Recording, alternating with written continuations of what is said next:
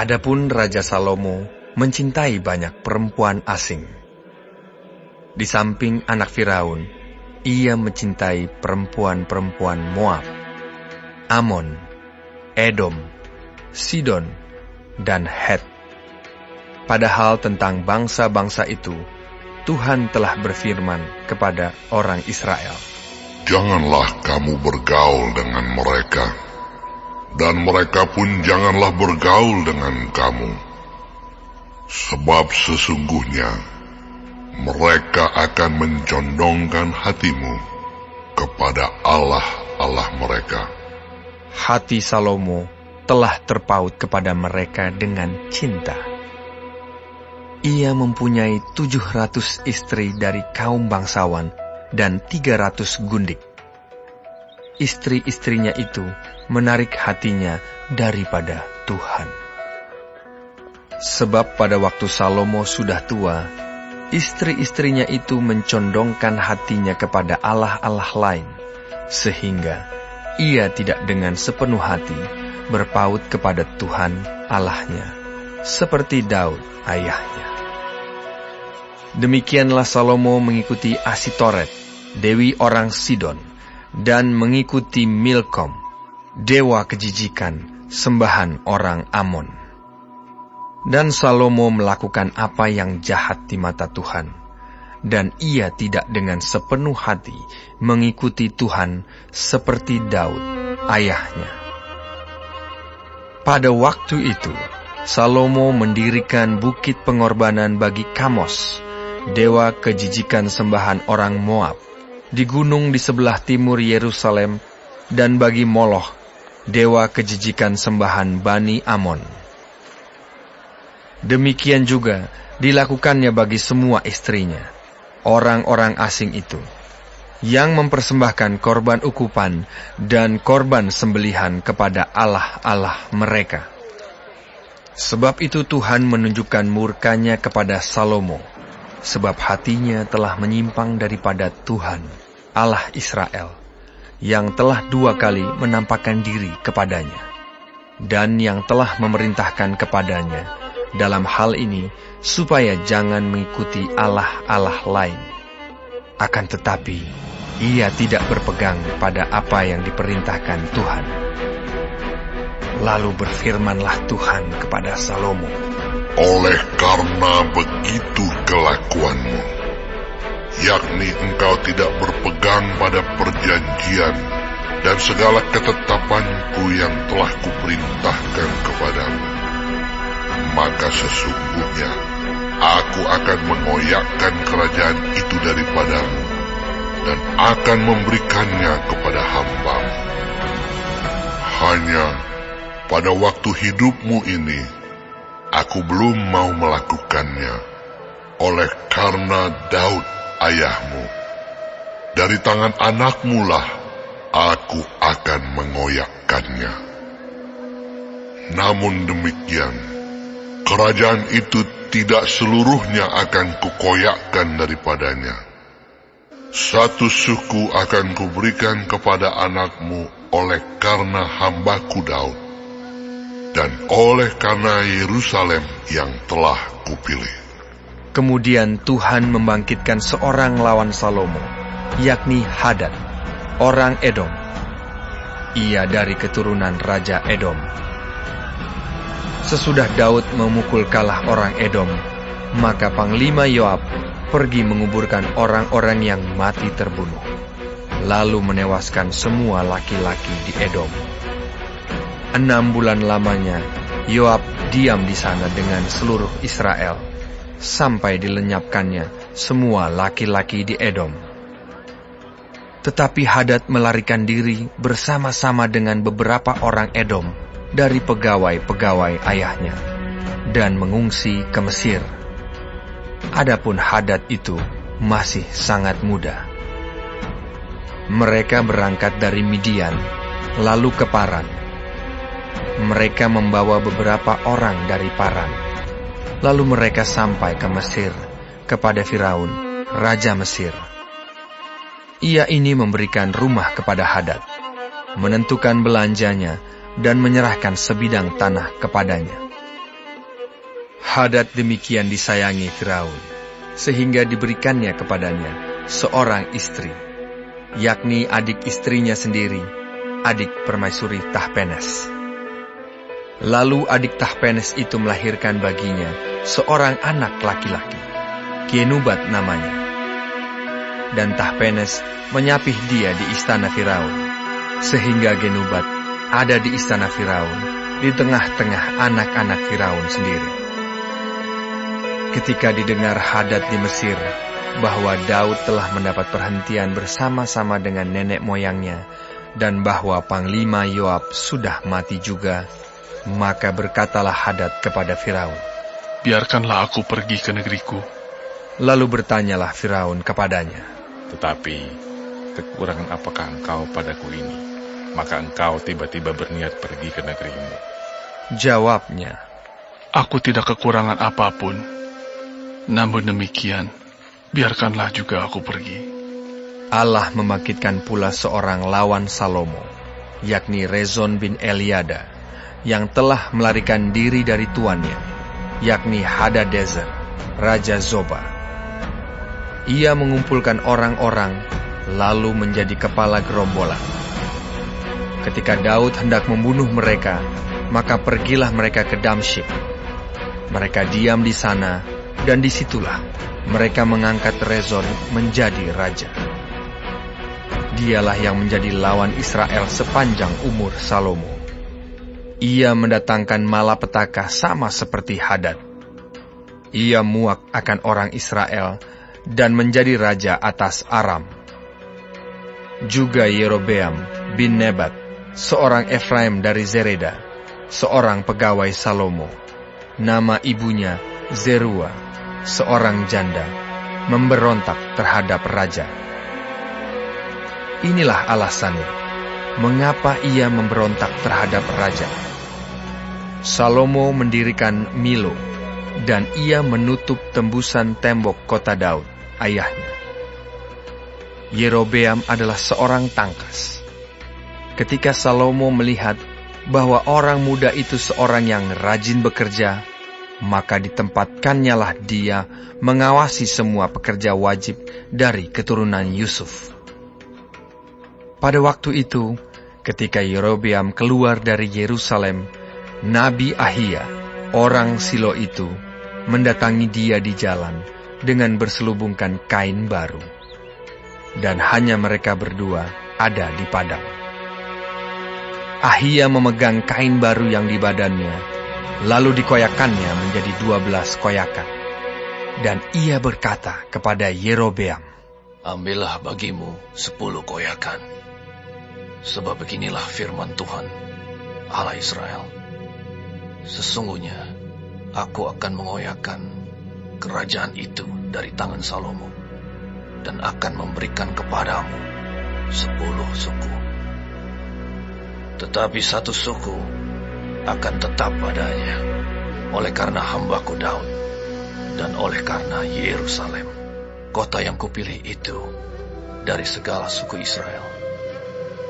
Sebabnya ialah karena ia telah meninggalkan aku dan sujud menyembah kepada Asitoret, dewi orang Sidon, kepada Kamos, Allah orang Moab, dan kepada Milkom, Allah Bani Amun. Dan ia tidak hidup menurut jalan yang kutunjukkan, dengan melakukan apa yang benar di mataku, dan dengan tetap mengikuti segala ketetapan dan peraturanku, seperti Daud ayahnya. Bukan dari tangannya akan kuambil seluruh kerajaan itu. Aku akan membiarkan dia tetap menjadi raja seumur hidupnya, oleh karena hambaku Daud yang telah kupilih, dan yang tetap mengikuti segala perintah dan ketetapanku. Tetapi dari tangan anaknya lah aku akan mengambil kerajaan itu, dan akan memberikannya kepadamu, yakni 10 suku. Dan kepada anaknya akan kuberikan 1 suku, supaya hambaku Daud selalu mempunyai keturunan di hadapanku di Yerusalem, kota yang kupilih bagi bagiku supaya namaku tinggal di sana. Maka engkau ini akan kuambil, supaya engkau memerintah atas segala yang dikehendaki hatimu dan menjadi raja atas Israel. Dan jika engkau mendengarkan segala yang kuperintahkan kepadamu dan hidup menurut jalan yang kutunjukkan dan melakukan apa yang benar di mataku dengan tetap mengikuti segala ketetapan dan perintahku seperti yang telah dilakukan oleh hamba-Ku Daud, maka aku akan menyertai engkau dan akan membangunkan bagimu suatu keluarga yang teguh seperti yang kubangunkan bagi Daud, dan aku akan memberikan orang Israel kepadamu. Dan untuk itu aku akan merendahkan keturunan Daud, tetapi bukan untuk selamanya.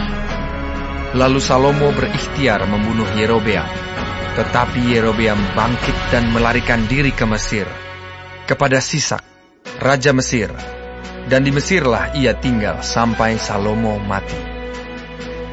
Selebihnya dari riwayat Salomo dan segala yang dilakukannya dan hikmatnya, bukankah semuanya itu tertulis dalam kitab riwayat Salomo? Lamanya Salomo memerintah di Yerusalem atas seluruh Israel ialah 40 tahun. Kemudian Salomo mendapat perhentian bersama-sama dengan nenek moyang, dan ia dikuburkan di kota Daud, ayahnya. Maka Rehabeam, anaknya, menjadi raja, menggantikan dia.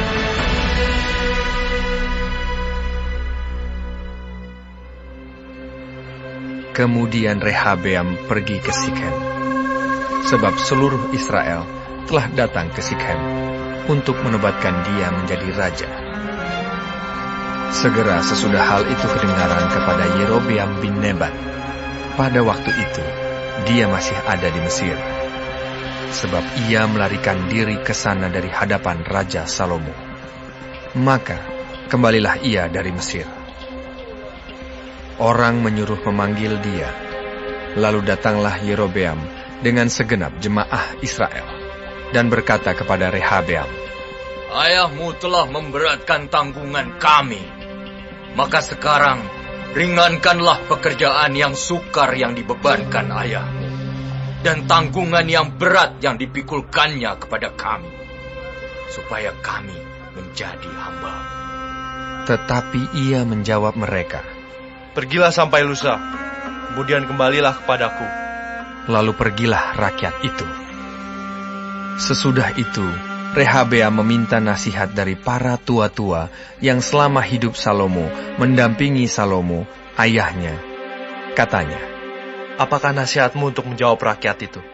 Mereka berkata, "Jika hari ini engkau mau menjadi hamba rakyat, mau mengabdi kepada mereka, dan menjawab mereka dengan kata-kata yang baik, maka mereka menjadi hamba-hambamu sepanjang waktu." Tetapi ia mengabaikan nasihat yang diberikan para tua-tua itu. Lalu ia meminta nasihat kepada orang-orang muda yang sebaya dengan dia dan yang mendampinginya. Katanya kepada mereka, "Apakah nasihatmu, supaya kita dapat menjawab rakyat yang mengatakan kepadaku, 'Ringankanlah tanggungan yang dipikulkan kepada kami oleh ayahmu'?" Lalu orang-orang muda yang sebaya dengan dia itu berkata, "Beginilah harus kau katakan kepada rakyat yang telah berkata kepadamu, 'Ayahmu telah memberatkan tanggungan kami, tapi engkau ini berilah keringanan kepada kami.' Beginilah harus kau katakan pada mereka, 'Kelingkingku lebih besar daripada pinggang ayahku. Maka sekarang ayahku telah membebankan kepada kamu tanggungan yang berat, tetapi aku akan menambah tanggungan kamu. Ayahku telah menghajar kamu dengan cambuk, tetapi aku akan menghajar kamu dengan cambuk yang berduri besi." Pada hari lusanya, datanglah Yerobeam dengan segenap rakyat kepada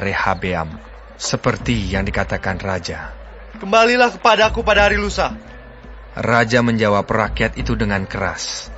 Ia telah mengabaikan nasihat yang diberikan para tua-tua kepadanya.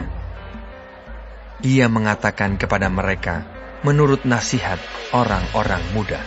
Ayahku telah memberatkan tanggungan kamu, tetapi aku akan menambah tanggunganmu itu. Ayahku telah mengajar kamu dengan cambuk, tetapi aku akan mengajar kamu dengan cambuk yang berduri besi. Jadi raja tidak mendengarkan permintaan rakyat, sebab hal itu merupakan perubahan yang disebabkan Tuhan, supaya Tuhan menepati firman yang diucapkannya dengan perantaraan Ahia, orang Silo, kepada Yerobeam bin Nebat. Setelah seluruh Israel melihat bahwa raja tidak mendengarkan permintaan mereka, maka rakyat menjawab raja, "Bagian apakah kita dapat daripada Daud? Kita tidak memperoleh warisan dari anak Isai itu. Ke kemahmu, hai orang Israel. Uruslah sekarang rumahmu sendiri, hai Daud." Maka pergilah orang Israel ke kemahnya, sehingga Rehabeam menjadi raja hanya atas orang Israel yang diam di kota-kota Yehuda. Kemudian Raja Rehabeam mengutus Adoram yang menjadi kepala Rodi. Tetapi seluruh Israel melontari dia dengan batu sehingga mati. Bahkan Raja Rehabeam hampir-hampir tidak dapat menaiki keretanya untuk melarikan diri ke Yerusalem. Demikianlah mulanya orang Israel memberontak terhadap keluarga Daud sampai hari ini. Segera sesudah seluruh Israel mendengar bahwa Yerobeam sudah pulang, maka mereka menyuruh memanggil dia ke pertemuan jemaah. Lalu mereka menobatkan dia menjadi raja atas seluruh Israel. Tidak ada lagi yang mengikuti keluarga Daud selain dari suku Yehuda saja. Ketika Rehabeam datang ke Yerusalem, ia mengumpulkan segenap kaum Yehuda dan suku Benyamin. 180.000 teruna yang sanggup berperang untuk memerangi kaum Israel dengan maksud mengembalikan kerajaan itu kepada Rehabeam, anak Salomo. Tetapi datanglah firman Allah kepada Semaya, abdi Allah, demikian. Katakanlah kepada Rehabeam, anak Salomo, Raja Yehuda, dan kepada segenap kaum Yehuda dan Benyamin, dan kepada selebihnya dari bangsa itu. Beginilah firman Tuhan. Janganlah kamu maju, dan janganlah kamu berperang melawan saudara-saudaramu orang Israel. Pulanglah masing-masing ke rumahnya, sebab akulah yang menyebabkan hal ini terjadi. Maka mereka mendengarkan firman Tuhan, dan pergilah mereka pulang sesuai dengan firman Tuhan itu. Kemudian Yerobeam memperkuat Sikem di pegunungan Efraim, lalu diam di sana. Ia keluar dari sana, lalu memperkuat Penuel. Maka berkatalah Yerobeam dalam hatinya, "Kini mungkin kerajaan itu kembali kepada keluarga Daud.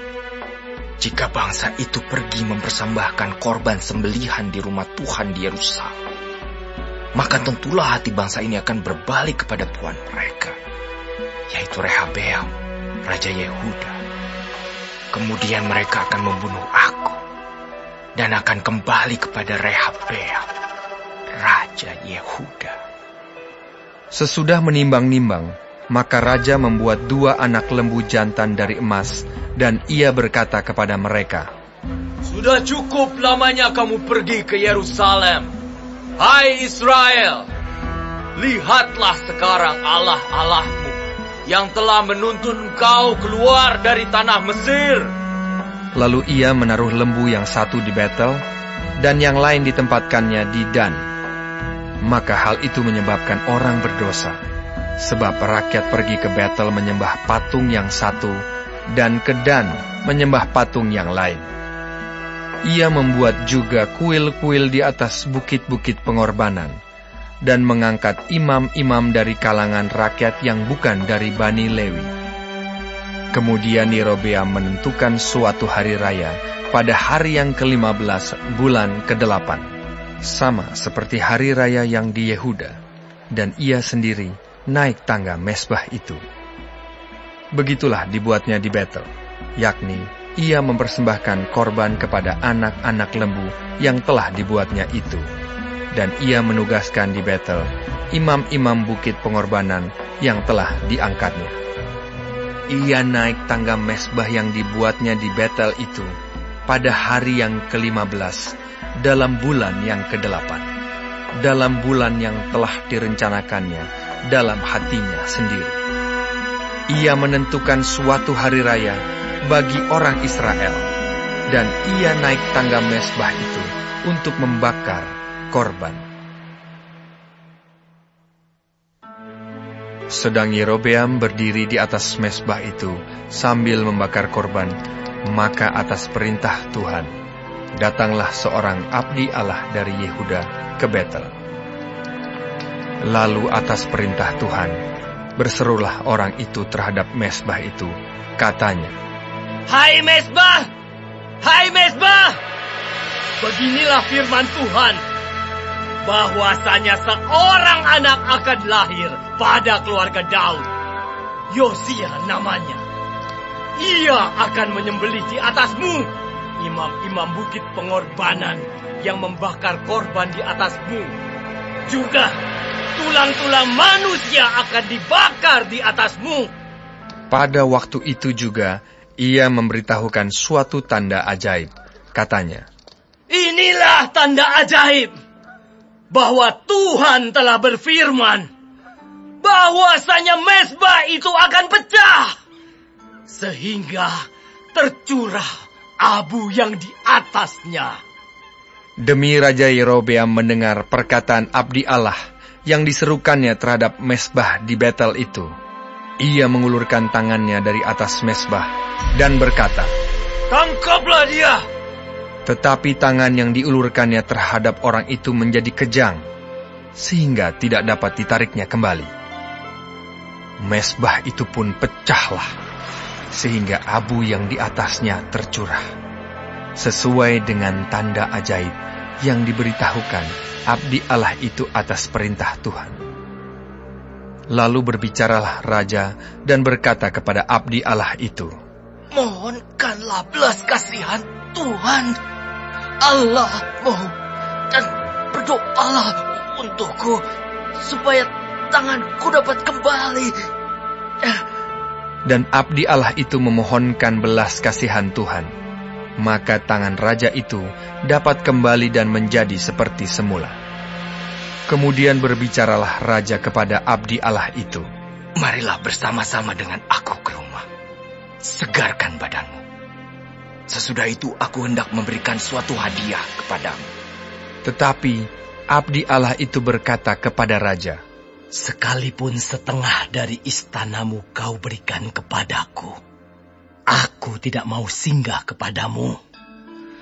Juga aku tidak mau makan roti atau minum air di tempat ini. Sebab beginilah diperintahkan kepadaku atas firman Tuhan. Jangan makan roti atau minum air, dan jangan kembali melalui jalan yang telah kau tempuh itu. Lalu pergilah ia melalui jalan lain, dan tidak kembali melalui jalan yang telah diambilnya untuk datang ke Betel. Di Betel diam seorang nabi tua. Anak-anaknya datang menceritakan kepadanya segala perbuatan yang dilakukan abdi Allah pada hari itu di Betel. Mereka menceritakan juga kepada ayah mereka perkataan yang dikatakannya kepada raja. Kemudian ayah mereka bertanya, Dari jalan manakah ia pergi? Lalu anak-anaknya menunjukkan kepadanya jalan yang diambil abdi Allah yang datang dari Yehuda itu. Ia berkata kepada anak-anaknya, Lanai keledai bagiku. Mereka memelanai keledai baginya. Lalu ia menunggangnya dan pergi mengikuti abdi Allah itu, dan mendapatinya duduk di bawah sebuah pohon besar. Ia bertanya kepadanya, "Engkaukah abdi Allah yang telah datang dari Yehuda?" Jawabnya, "Ya, akulah itu." Katanya kepadanya, "Marilah bersama-sama aku ke rumah untuk makan roti." Tetapi jawabnya, "Aku tidak dapat kembali bersama-sama engkau dan singgah kepadamu. Aku tidak dapat makan roti atau minum air bersama-sama engkau di tempat ini. Sebab telah diperintahkan kepadaku atas firman Tuhan, jangan makan roti atau minum air di sana. Jangan berjalan pulang melalui jalan yang telah kau ambil itu." Lalu jawabnya kepadanya, "Aku pun seorang nabi juga seperti engkau. Dan atas perintah Tuhan, seorang malaikat telah berkata kepadaku bahwa dia pulang bersama-sama engkau ke rumahmu, supaya ia makan roti dan minum air." Tetapi ia berbohong kepadanya. Kemudian orang itu kembali bersama-sama dia, lalu makan roti dan minum air di rumahnya. Sedang mereka duduk menghadapi meja, datanglah firman Tuhan kepada nabi yang telah membawa dia pulang. Ia berseru kepada abdi Allah yang telah datang dari Yehuda, "Beginilah firman Tuhan, karena engkau telah memberontak terhadap titah Tuhan, dan tidak berpegang pada segala perintah yang diperintahkan kepadamu oleh Tuhan Allahmu, tetapi kembali dan makan roti dan minum air di tempat ini, walaupun ia telah berfirman kepadamu, jangan makan roti atau minum air, maka mayatmu tidak akan masuk ke dalam kubur nenek moyangmu." Setelah orang itu makan roti dan minum air, dipelanailah keledai baginya. Orang itu pergi, tetapi di tengah jalan ia diserang seekor singa dan mati diterkam. Mayatnya tercampak di jalan, dan keledai itu berdiri di sampingnya. Singa itu pun berdiri di samping mayat itu. Orang-orang yang lewat melihat mayat itu tercampak di jalan, dan singa berdiri di sampingnya. Dan mereka menceritakannya di kota tempat kediaman nabi tua itu. Ketika hal itu kedengaran kepada nabi yang telah memujuk dia berbalik kembali, ia berkata, "Dialah abdi Allah yang telah memberontak terhadap titah Tuhan. Tuhan menyerahkan dia kepada singa yang mencabik dan membunuhnya sesuai dengan firman Tuhan yang diucapkannya kepadanya." Lalu berbicaralah ia kepada anak-anaknya, "Pelenailah keledai bagiku." Dan mereka memelanainya. Kemudian ia pergi dan menemukan mayat orang itu tercampak di jalan, sedang keledai dan singa berdiri di sampingnya. Singa itu tidak memakan mayat itu dan tidak mencabik keledai itu.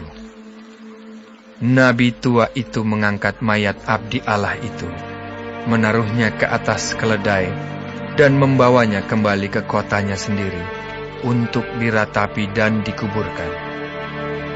Mayat orang itu dikuburkannya di dalam kuburnya sendiri, maka diratapilah dia. "Wahai saudaraku!"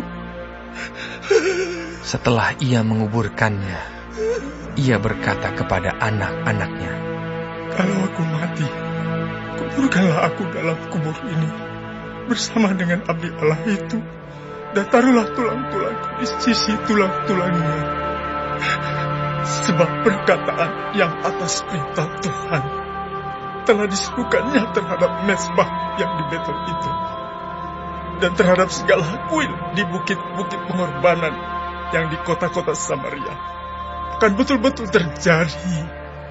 Sesudah peristiwa ini pun, Yerobeam tidak berbalik dari kelakuannya yang jahat itu, tetapi mengangkat pula imam-imam dari kalangan rakyat untuk bukit-bukit pengorbanan. Siapa yang mau saja, ditahbiskannya menjadi imam untuk bukit-bukit pengorbanan. Dan tindakan itu menjadi dosa bagi keluarga Yerobeam, sehingga mereka dilenyapkan dan dipunahkan dari muka bumi.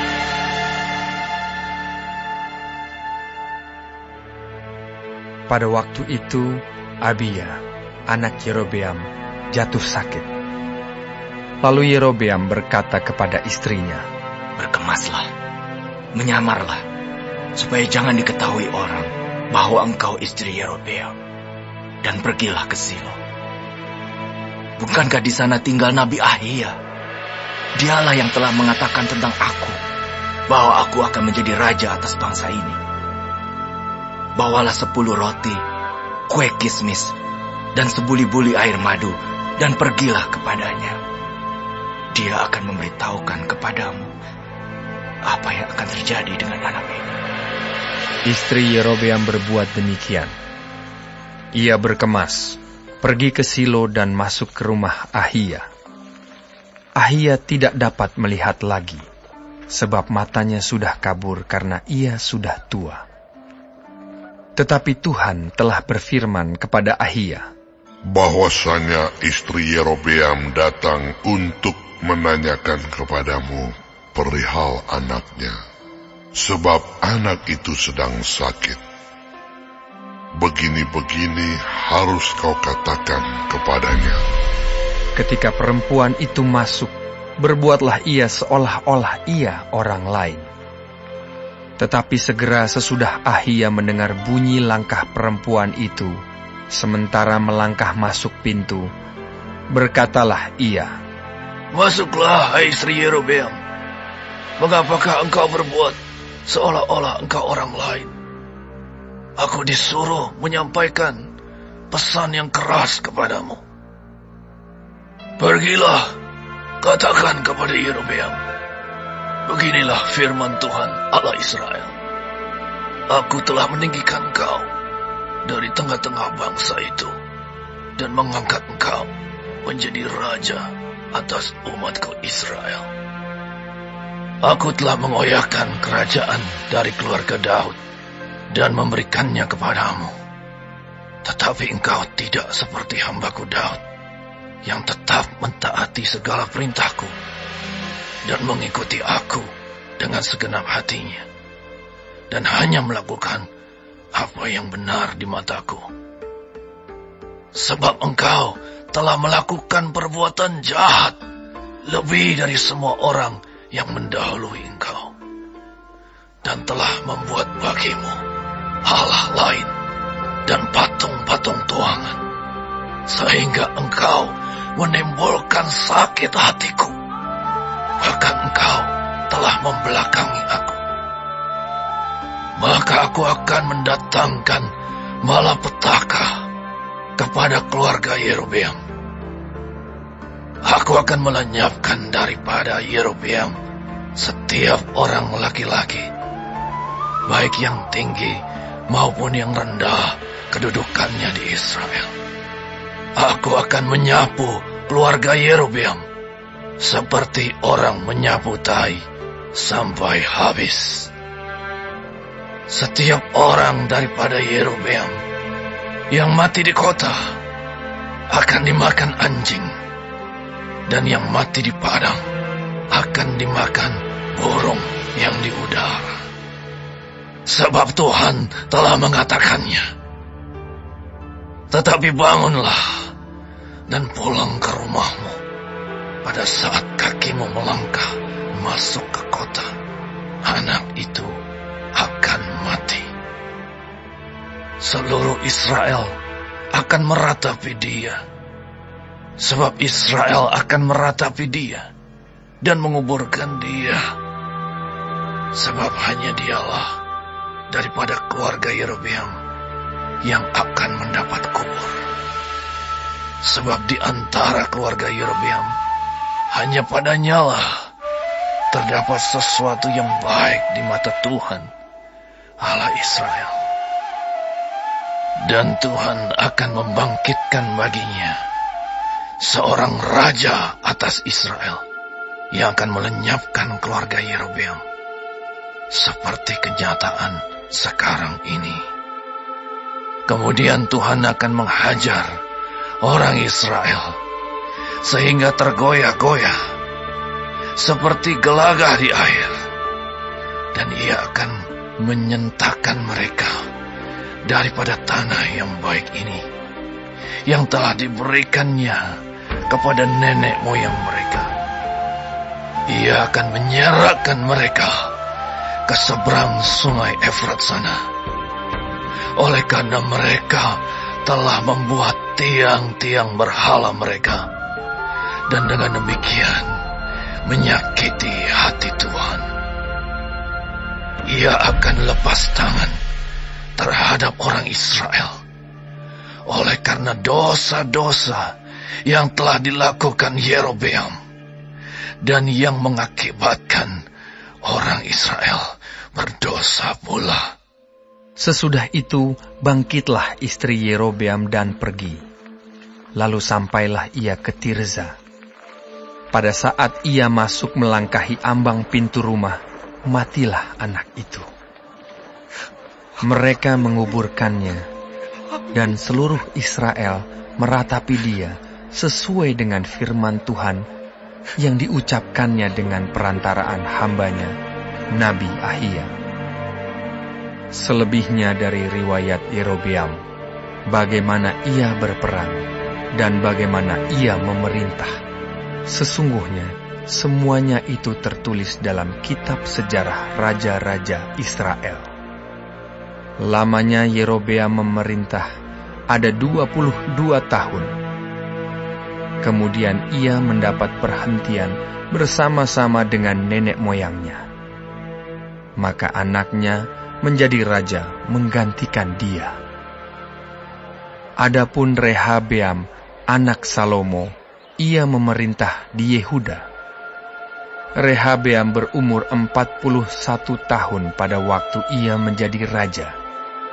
Dan 17 tahun lamanya ia memerintah di Yerusalem, kota yang dipilih Tuhan dari antara segala suku Israel untuk membuat namanya tinggal di sana.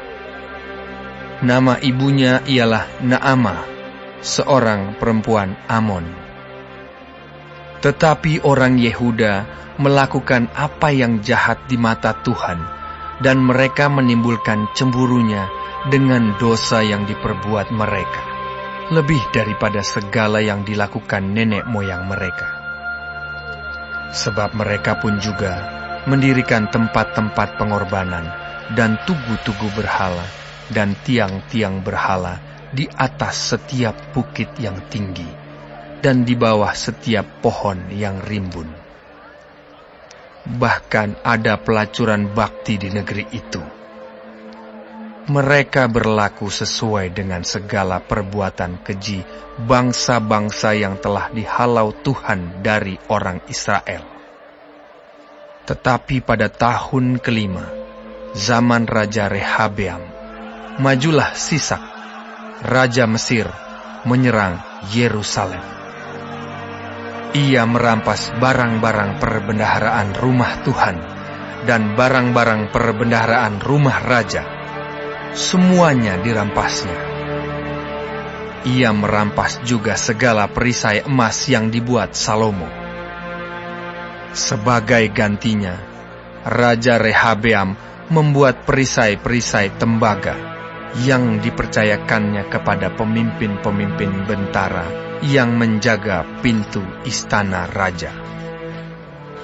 Setiap kali raja masuk ke rumah Tuhan, bentara-bentara membawa masuk perisai-perisai itu, dan mereka pula yang mengembalikannya ke kamar jaga para bentara.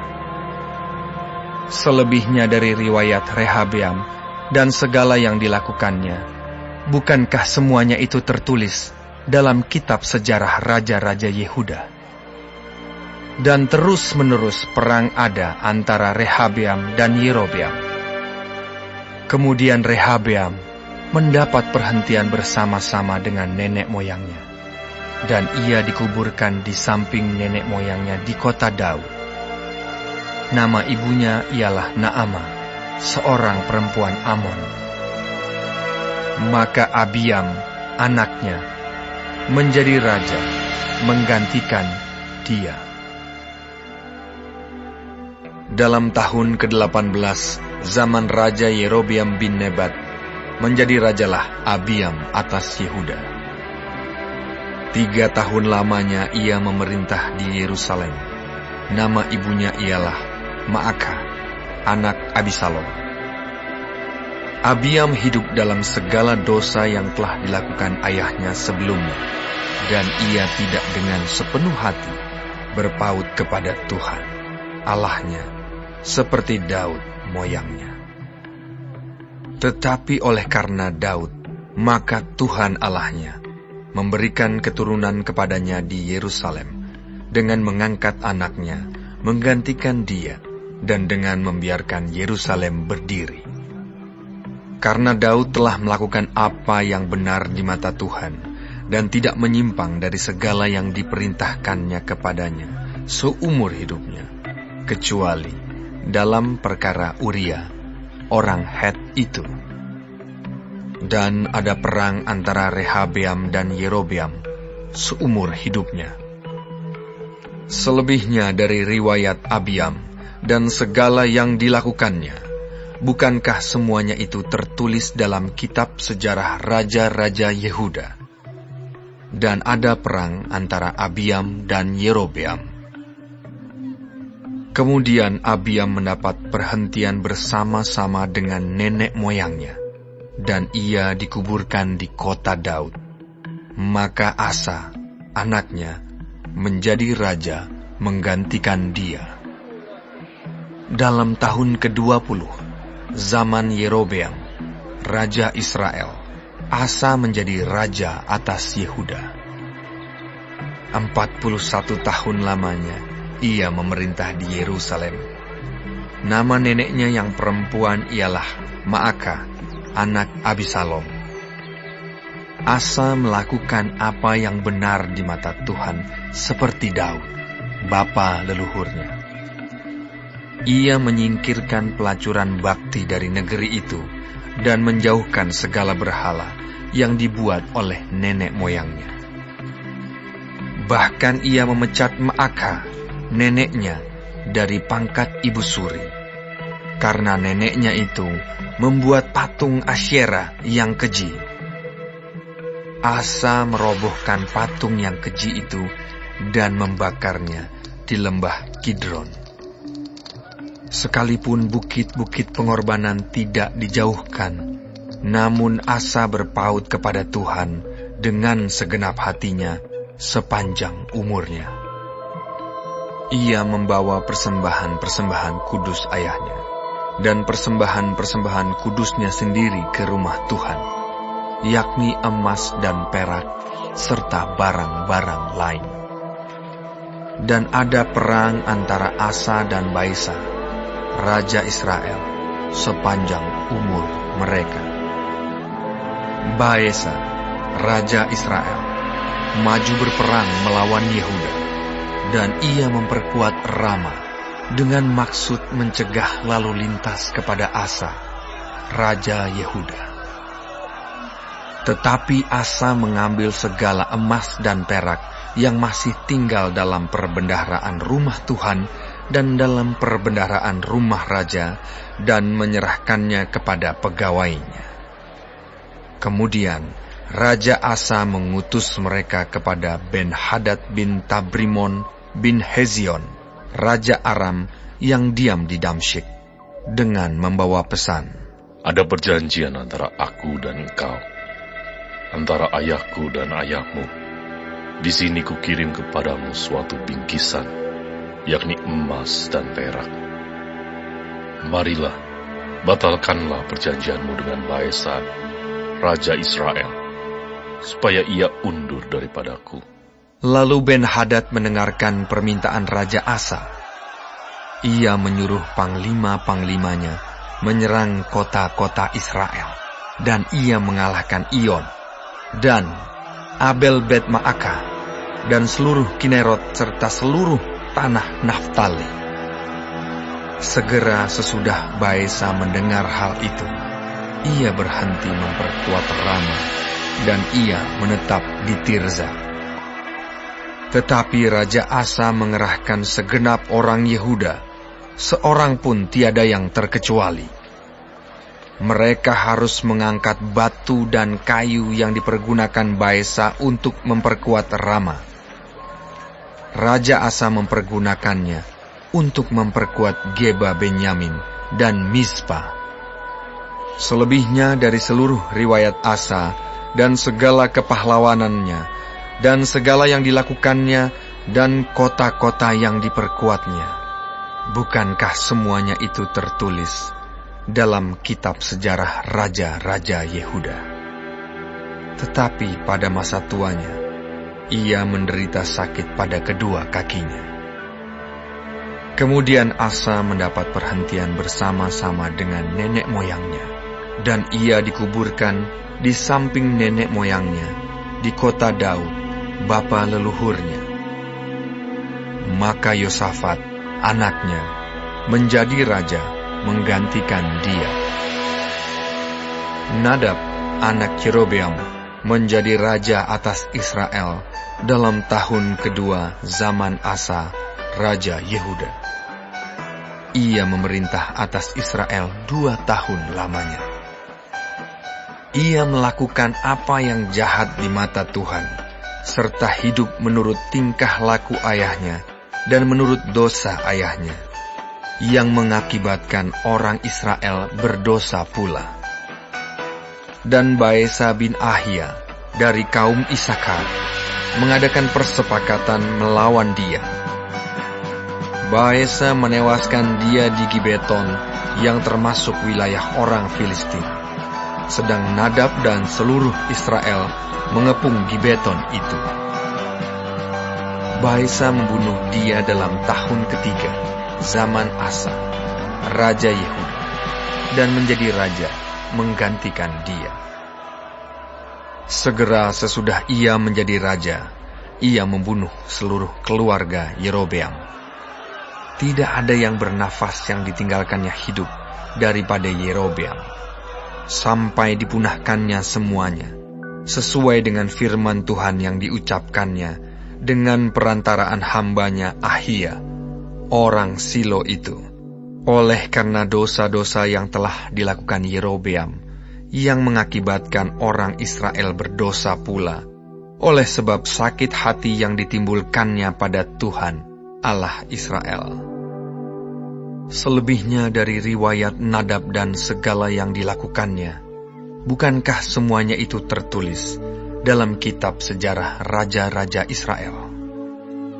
Dan ada perang antara Asa dan Baesa, raja Israel, sepanjang umur mereka. Dalam tahun ketiga, zaman Asa, raja Yehuda, Baesa bin Ahia menjadi raja atas seluruh Israel di Tirza. Ia memerintah 24 tahun lamanya. Ia melakukan apa yang jahat di mata Tuhan, serta hidup menurut tingkah laku Yerobeam, dan menurut dosanya yang mengakibatkan orang Israel berdosa pula.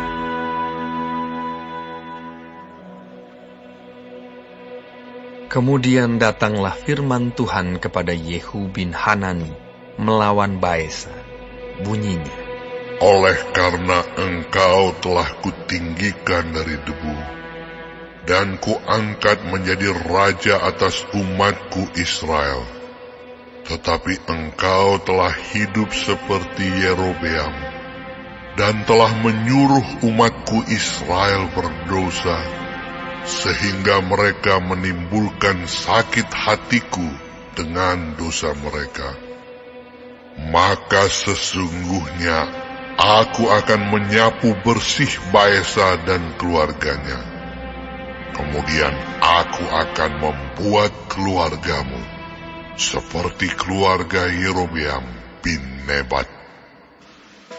Siapa yang mati daripada Baesa di kota akan dimakan anjing, dan yang mati daripadanya di padang akan dimakan burung yang di udara.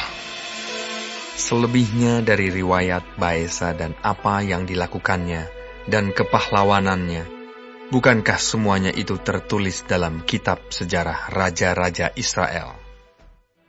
Kemudian Baesa mendapat perhentian bersama-sama dengan nenek moyangnya, dan ia dikuburkan di Tirza.